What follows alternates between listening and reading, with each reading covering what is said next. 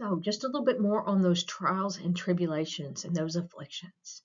Um, we well, let's look at the scripture first. So James 1, 2 through 4. My brethren, count it all joy when you fall into various trials, knowing that the testing of your faith produces patience. That's a word right there that God has been working on in my life is patience. Um, Let patience have its perfect work, that you may be perfect and complete, lacking nothing. There are so many things that are done throughout this period of waiting time, but one of the most important is patience, and patience having its perfect work, so that we may be perfect and complete. Am I perfect? Absolutely not. Does that even mean that you're 100% perfect? No. Let's break this down and look at what this means, what the translation would really mean. Let's dig into this a little bit. So, trials test our religion and our faith, and the man who stands in them proves his religion and faith genuine. That comes from the Dake Reference Bible. Proves it not only to other people out there, because it does. It is a testimony to other people when they see you go through a test and a trial and you come through and you are still standing. People are watching. I promise you, people are watching. But it also grows our faith. It proves it to us as well. That's even more so than anything. It proves it to us and builds our faith. Trials in this life are what make us strong and help us to grow and mature in the Lord. This is why we are to consider it a joy to go through trials and testing. Now, I'm going to tell you, the last year, actually year before last, and last year, the last couple of years, have been a trial. And I have had grief like I haven't ever had to go through before. And this may sound kind of silly to some people, but I raised a horse from a baby. She was my dream horse. She was everything to me.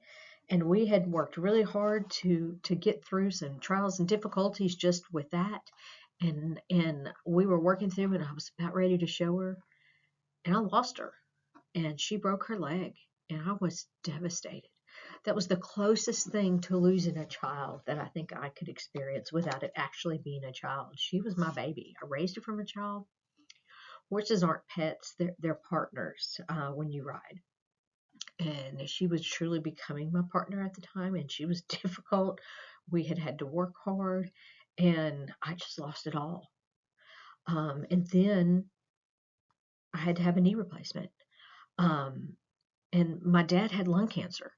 I care for both of my parents, and I'm gonna tell you, there's been some trying times trying to get through. When one time one of them broke, my dad broke his hip. 3 months later, mom broke hers. I have spent so much time in the emergency rooms, um, and going through and watching my dad suffer with lung cancer. It was awful. It was horrible. Now God gave me wonderful things out of that, beautiful things out of those ashes. He turned it to beautiful, but um, they were tough. And during that, was I sitting there, I've got joy? No, it was tough. And I was able to hold on to the Lord, yes. Um, but those things help to produce maturity in the Christian. And I can say that going through those trials, I have learned to let go of a lot of things. I have been changed drastically. I spoke earlier about learning to be quiet and to not speak so much. I've always been one that probably talks too much. I don't keep secrets. I tell everything more than I probably should. I have had to let go of certain relationships in the past 4 or 5 years. That was just so hard to let go of. But I have finally come to the point in my life that I'm going to do what I feel is right with God, and I don't really care what anybody else thinks. And that's because of these trials. It's because God has used those to build my character to the point that I know that He is going to get us through. It has been a daunting task to take on 5 children at my age. I'm going to be a grandmother, but I could have been a grandmother for a very long time now. I'm well into my 50s. My husband is well into his 50s, and it's a daunting task to take on 5 children from the ages when we started 6. So it was 6 at the time, 7 now to 17. Okay, 5 kids. That's daunting. But I know I'm not the one doing it. God is doing it. I can't do it. I can't possibly do it, but God can do it. God can and will and has sent help. He has sent everything we have needed. He has provided it. And I can just say, I don't know how I'm going to do it. But you know what? I know God is going to do it. I know He can.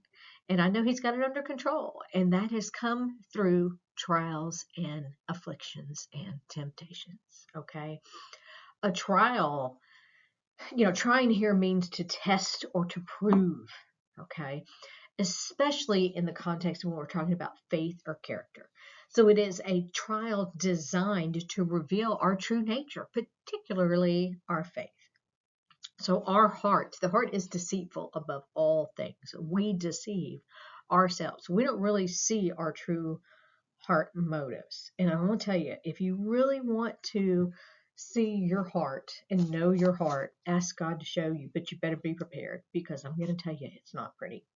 But thank goodness, thank the Lord, He is bigger than our heart. Okay, that's a whole other Bible study there in and of itself. But our trial is designed to show us what we are made of, our true nature.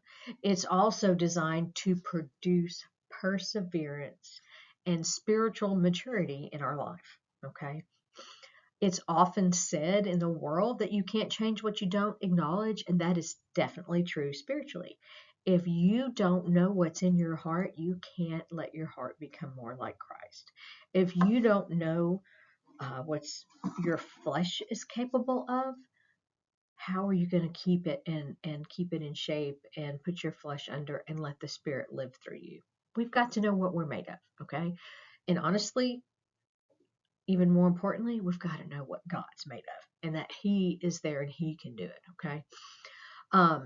So if we're not aware, if we are lacking in an area, and we are all lacking in some way or another, we can't allow God to work in that area and to fill up that area if we're full of ourselves there, okay? So we got to let God do that. So what is the goal here? Why do Christians have to go through trials?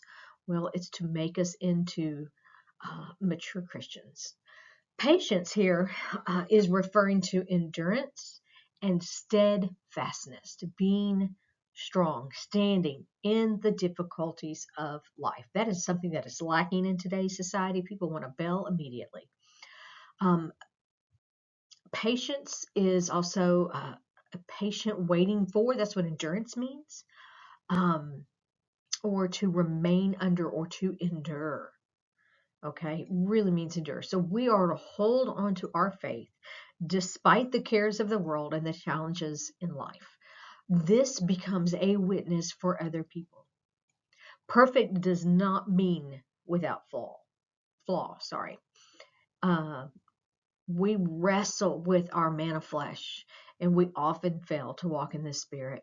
And what a joy it is when we actually do walk in the Spirit. But this here doesn't mean to be perfect. It means maturity, to be a mature Christian in your character. It means developing that, okay? To become fully developed in character and in faith. So we grow our faith and our godly character with every trial we endure. This is what helps us to mature as a Christian.